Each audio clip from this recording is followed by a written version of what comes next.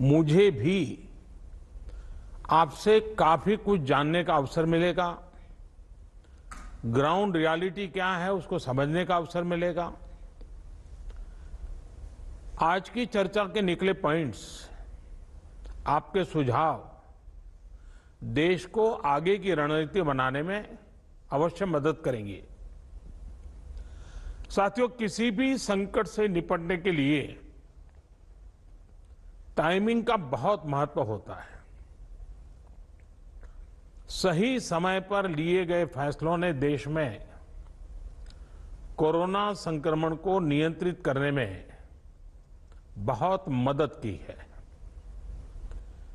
भविष्य में जब कभी भारत की कोरोना के खिलाफ लड़ाई का अध्ययन होगा तो ये दौर इसलिए भी याद किया जाएगा कि कैसे इस दौरान हमने साथ मिलकर के काम किया, कोऑपरेटिव फेडरलिज्म का सर्वोत्तम उदाहरण प्रस्तुत किया।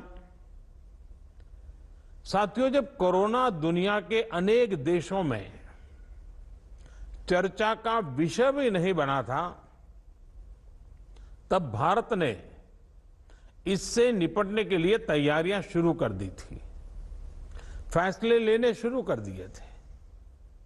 हमने एक एक भारतीय की जिंदगी को बचाने के लिए दिन रात मेहनत की है।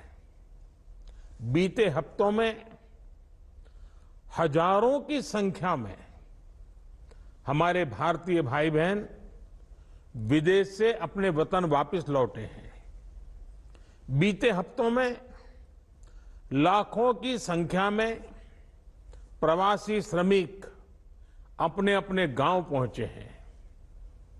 रेल, रोड, एयर, सी सारे मार्ग करीब करीब अब खुल चुके हैं।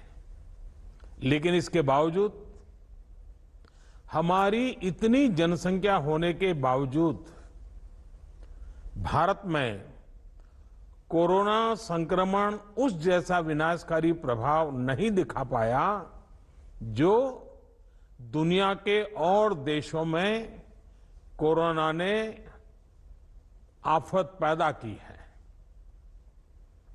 दुनिया के बड़े बड़े एक्सपर्ट्स, हेल्थ के जानकार, लॉकडाउन और भारत के लोगों द्वारा दिखाए गए अनुशासन की आज भारी चर्चा हो रही है।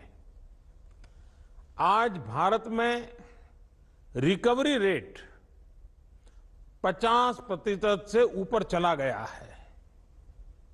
आज भारत दुनिया के उन देशों में अग्रणी है जहां कोरोना संक्रमित मरीजों का जीवन बच रहा है।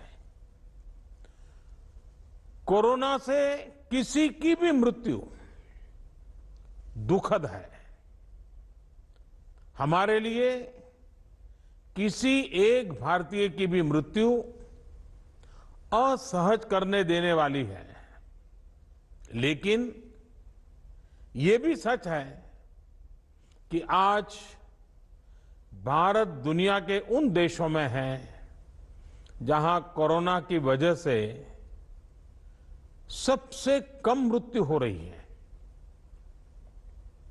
अब अनेक राज्यों के अनुभव आज आत्मविश्वास जगाते हैं कि भारत कोरोना के इस संकट में अपने नुकसान को सीमित करते हुए आगे बढ़ सकता है, अपनी अर्थव्यवस्था को तेजी से संभाल सकता है।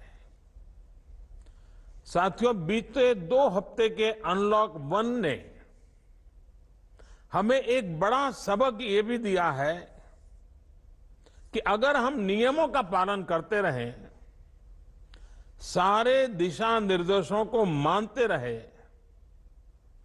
तो कोरोना संकट से भारत को कम से कम नुकसान होगा।